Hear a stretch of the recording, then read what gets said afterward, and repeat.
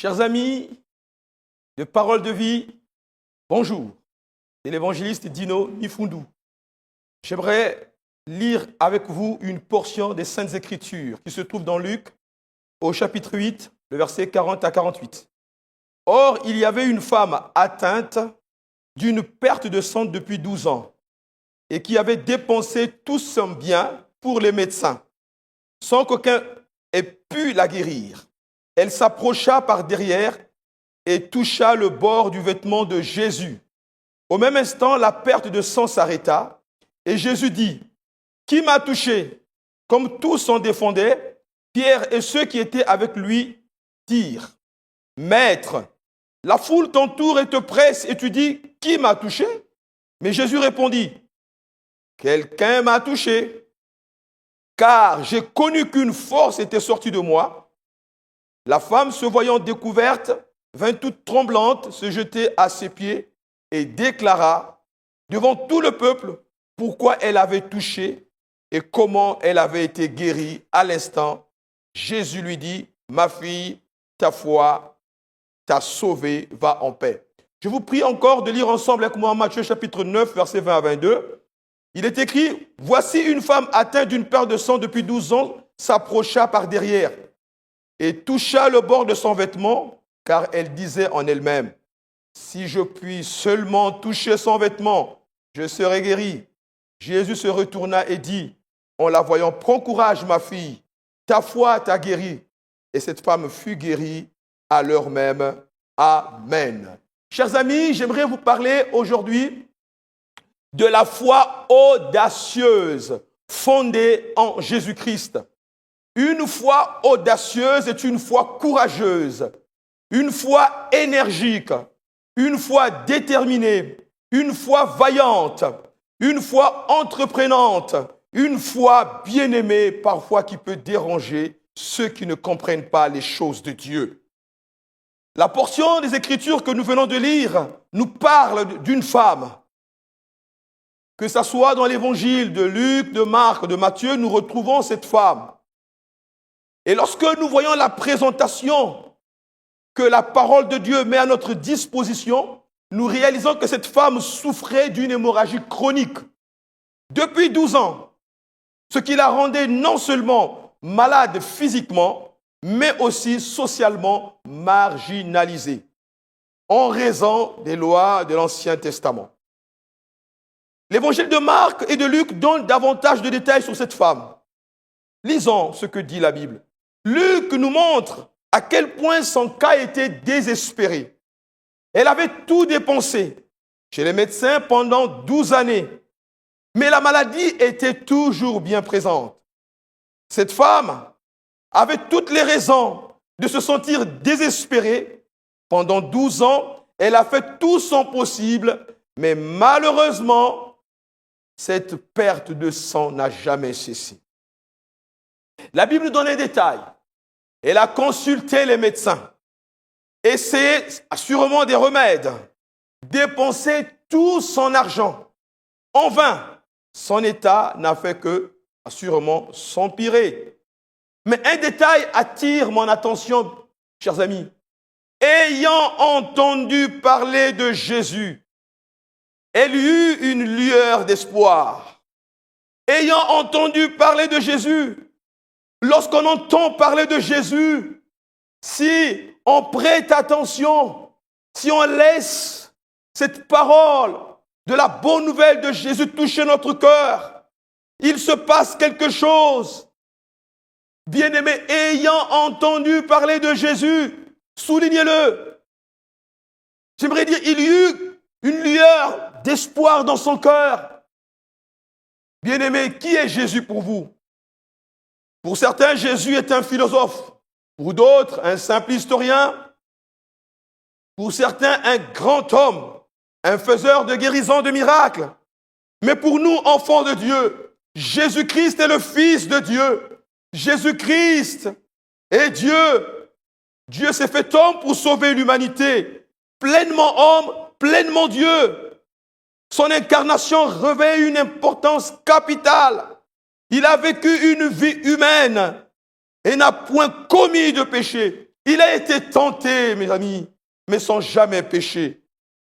Mais nous savons que le péché est rentré par la désobéissance d'Adam et Ève. Et aujourd'hui, la nature humaine est remplie de cette semence de péché qui nous sépare de Dieu. Bien-aimé, mais Dieu, dans son amour, a envoyé son Fils unique, Jésus-Christ, mourir à la croix afin de pouvoir nous sauver. Parce que nous étions privés de Dieu, brisés, anéantis, séparés de Dieu. Jésus est alors le Sauveur. Il n'est pas un, mais le Sauveur. Il n'est pas un chemin, mais le chemin. Il n'est pas une vie, mais la vie. Il n'est pas une vérité, mais la vérité. Jésus est mort à la croix pour payer le prix de nos péchés. À sa résurrection, Jésus a prouvé que sa mort était suffisante. Gloire à Dieu pour nos péchés. C'est pourquoi Jésus est le Sauveur, bien-aimé. Car Dieu a tant aimé le monde qu'il a donné son Fils unique, afin que quiconque croit en lui ne périsse point, mais qu'il ait la vie éternelle. Jésus est Seigneur. Il est celui qui règne sur toutes choses, depuis son trône de gloire. Son autorité et sa puissance s'étendent sur tout l'univers. Il soutient tout par sa parole. Gloire à Dieu. Il est au-dessus de toute domination, de toute autorité, de toute puissance, de toute souveraineté. Oui, le nom de Jésus est au-dessus de tous les noms. Et voilà, ayant entendu parler de Jésus, cette femme, ayant entendu parler de Jésus, va prendre une résolution. Elle ne va pas rester dans une forme de désespérance. Elle va poser un acte de foi, mais pas n'importe quelle foi, une foi audacieuse. Toucher le bord de vêtements afin de recevoir la guérison. Mais bien-aimé, pourquoi cette femme a bien voulu toucher le bord de vêtements de Jésus? Mais nous avons la réponse, bien-aimé, dans la Bible. Parce que dans le livre de Nombres, chapitre 15, le verset 37 à 39 dit, nous avons ces paroles: parle aux Israélites, dis-leur de se faire, au fil des générations, une frange au bord de leurs vêtements et de mettre un cordon bleu sur cette frange qui borde leurs vêtements. Quand vous aurez cette frange, vous la regarderez. Vous vous souviendrez de tous les commandements de l'Éternel et les mettrez en pratique. Et vous ne suivrez pas les désirs de votre cœur et de vos yeux en vous laissant entraîner par eux à l'infidélité. Cette frange a une signification. C'est un rappel au commandement de Dieu. Dieu avait donné cette parole. Et au travers de cette parole, les enfants d'Israël avaient la possibilité de se rappeler des commandements de l'Éternel afin de les mettre en pratique. Donc j'ai la conviction qu'elle savait ce qu'elle faisait. Elle avait une foi audacieuse. Elle a cru simplement, si je peux toucher la frange qui symbolise la parole, les commandements de Dieu, je serai guéri. La Bible dit, elle vint dans la foule, par derrière, et toucha le bord du vêtement de Jésus. Au même instant, la perte de sang s'arrêta. Elle sentit dans son corps qu'elle était guérie de son mal. Bien-aimée, il s'est passé plusieurs miracles. Premier miracle, elle a été guérie dans son corps. Ça se voit. L'hémorragie a pris fin. Gloire à Dieu. Deuxièmement, il ne faut pas oublier que cette femme était impure selon la loi. Lévitique 15, 25 nous dit, la femme qui aura un écoulement de sang pendant plusieurs jours en dehors de ses règles, ou dont les règles dureront plus que d'habitude, sera impure pendant toute la période de son écoulement. Donc elle était déclarée impure.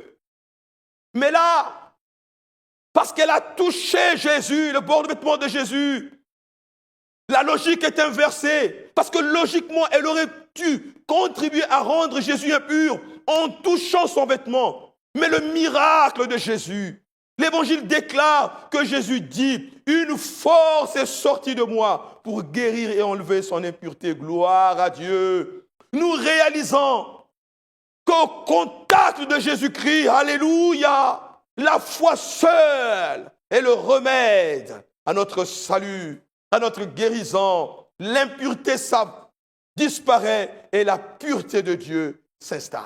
Béni soit Dieu, celle qui était déclarée impure va recevoir le miracle divin. Jésus a communiqué quelque chose à cette femme. Quelque chose est sorti de Jésus, dira lui-même le Seigneur. Au contact de Jésus, notre impureté, alléluia, est enlevée. Et Jésus nous communique sa pureté. L'homme n'a aucune solution devant l'impureté. L'homme n'a aucune solution devant la souillure morale, spirituelle. L'homme n'a aucune solution devant le péché. C'est Jésus qui enlève la souillure. C'est Jésus qui délivre du péché. C'est Jésus qui arrête la souillure. Sans la mort de Jésus sur la croix, bien-aimé, il n'y a pas de pardon. Il n'y a pas de délivrance parce qu'il est le chemin, la vérité et la vie. Personne ne peut venir au Père sans passer par lui. Oui, notre péché a tracé un trait au sol qui nous a coupés de la présence de Dieu. Mais Jésus, en mourant sur ce bois maudit du calvaire, a tracé un grand cercle pour nous inclure avec lui dans son paradis de gloire. Jésus est venu purifier ceux qui sont impurs. Jésus est venu sauver le pécheur. Jésus est venu délivrer ceux qui sont captifs. Jésus est venu libérer. Quelle que soit votre douleur, votre souffrance, la délivrance est possible. Car le Fils de l'homme est venu chercher et sauver ceux qui étaient perdus. À lui seul soit toute la gloire. Jésus dit, qui m'a touché? Alors une force est sortie de moi. Je sais qu'une force est sortie de moi. La Bible dit toute tremblante. Elle vient se jeter aux pieds de Jésus et raconte devant tous, tout le monde, pourquoi elle a touché Jésus et comment elle a été guérie tout de suite. J'aime bien ça, à l'instant. Bien-aimé, c'est cela la foi audacieuse. La foi audacieuse te fait sortir de ta zone de confort. La foi audacieuse bouscule l'agenda des hommes. La foi audacieuse brave les obstacles. La foi audacieuse brave les conceptions des hommes. En réalité, Jésus était en route pour aller communiquer la vie à la fille du chef de la synagogue Jairus. L'irruption de cette femme pendant le déplacement de Jésus, bien-aimé, c'est quelque chose qui attire mon attention. Parce que Jésus était en route pour aller accomplir le ministère. Mais sur le chemin, cette femme va arrêter Jésus. Tu peux arrêter Jésus afin de recevoir de sa part le salut dont tu as besoin. Jésus touche et se laisse toucher. Jésus se laisse arrêter lorsque l'âme a soifé, lorsque l'homme repentant, lorsque l'homme rempli de foi déclare « J'ai besoin de toi, Jésus ». La foi audacieuse accepte de penser différemment. La foi audacieuse bouscule l'agenda des hommes. La foi audacieuse provoque les choses, attire l'intervention du ciel. Bien-aimé, tu dis, je cherche la délivrance. Viens à Jésus. Tu as cherché la délivrance auprès des hommes. Mais la délivrance est en Jésus. Le salut est en Jésus. La liberté est en Jésus. La vie est en Jésus. La guérison est en Jésus. La repentance est la vraie. C'est l'œuvre de Jésus. La foi audacieuse ne s'appuie pas sur notre force, notre capacité. Non, elle est focalisée sur Christ. La foi audacieuse, elle est fondée sur la personne de Jésus-Christ. La foi a un contenu. Elle n'est pas un mysticisme, non, sans objet. Elle n'est pas une simple conviction, non. La foi audacieuse, elle ne dit pas simplement que Dieu existe. Non, la foi audacieuse est fondée sur Christ. Alléluia. La foi audacieuse est fondée sur la sainte doctrine, la parole de Jésus. La foi audacieuse est agissante. Elle prend des initiatives. Elle se met debout. Elle vient à Jésus. Elle crie, Seigneur, secours-moi. Y a-t-il quelqu'un qui demande la délivrance de Dieu? Y a-t-il quelqu'un qui veut la guérison divine? Y a-t-il quelqu'un qui veut le salut de son âme? Crie à Jésus. La foi audacieuse, elle est formidable. Elle saisit les opportunités. Elle saisit les opportunités. Bien-aimé, ne te laisse pas bloquer par ta condition, mais rentre dans une profonde conviction que Jésus peut tout, parce qu'il est celui qui change ta situation pour te donner une belle restitution. Alléluia! Saisis par la foi en Jésus-Christ ce dont tu as besoin. La foi audacieuse et courageuse. Aujourd'hui, tant de gens ont besoin de guérison physique. Aujourd'hui, tant de gens ont besoin de salut, de liberté, de délivrance, de restauration. Et ils courent ça et là pour chercher le miracle. Mais le miracle est en Christ, gloire à l'agneau de Dieu. Le salut est en Christ, gloire à l'agneau de Dieu. La foi audacieuse et courageuse, elle reconnaît Jésus. Elle reconnaît la main de Jésus.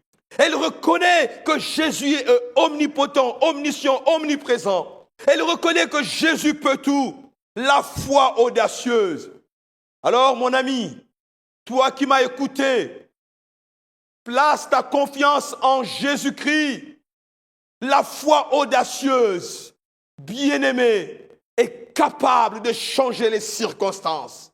La foi audacieuse fait réagir Jésus. La foi audacieuse attire Jésus. La foi audacieuse amène le miracle. Mais cette foi, elle est fondée en Christ Jésus. Alors, mon ami, quelle est la maladie qui tourmente ton âme?